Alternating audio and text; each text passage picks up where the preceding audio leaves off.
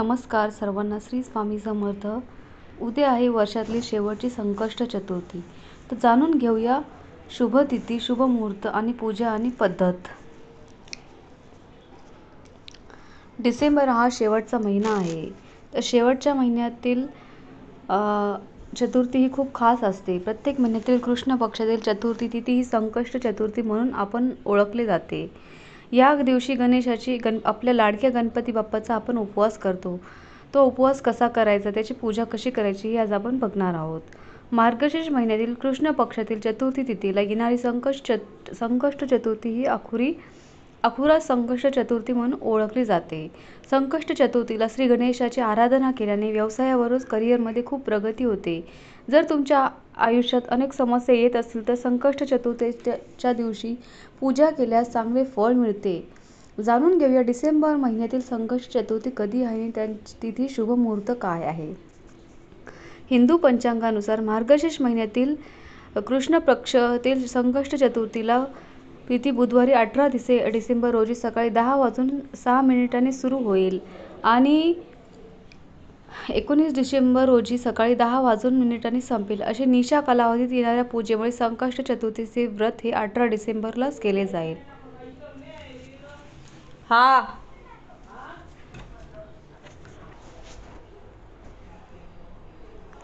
ब्रह्ममुहूर्त पहाटे 5:19 पासून ते 6:04 पर्यंत आहे.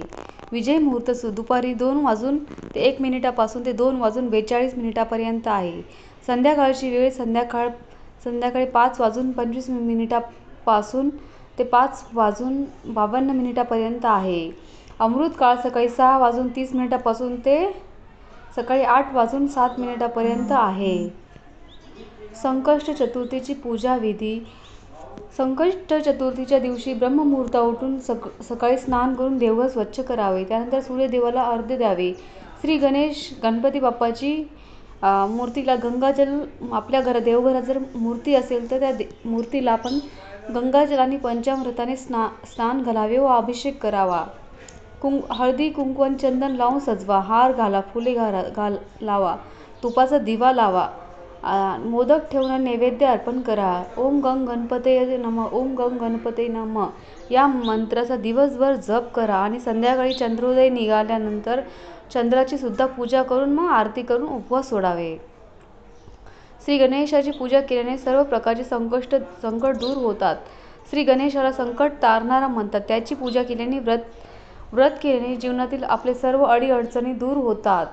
हे व्रत केल्याने घरात सुख समृद्धी येते, धनलाभ होऊन व्यवसायात वाढ होते. श्री गणेशाच्या कृपेने मनोकामना आपल्या पूर्ण होतात. लग्न जमत नसेल तर लग्न होते.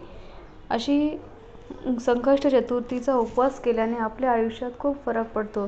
तर नक्की महिलांनो, हे संकष्ट चतुर्थीची पूजा अशा पद्धतीने करा. जर व्हिडिओ आवडला तर व्हिडिओ लाईक करा, शेअर करा, सबस्क्राईब करा. श्री स्वामी समर्थ.